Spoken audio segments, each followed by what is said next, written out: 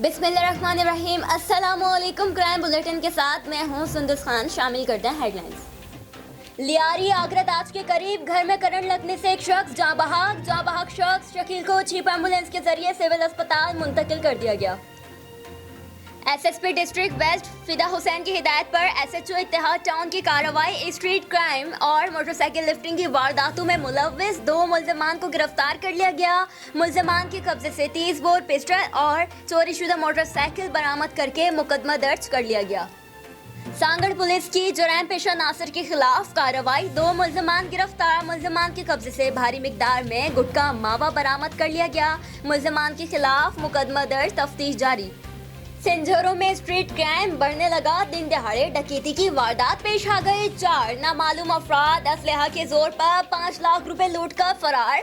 सिंझोरो police मुल्जिमान को पकड़ने में ताहाल नाकाम। फिर वक्त इतना ही। मज़ीद खबरों और अपडेट्स के लिए विजिट कीजिए हमारी वेबसाइट csnlive.tv। इसके अलावा आप हमें फेसबुक और ट्विटर पर भी ज्वाइन कर सकते हैं। देखते रहिए CSN।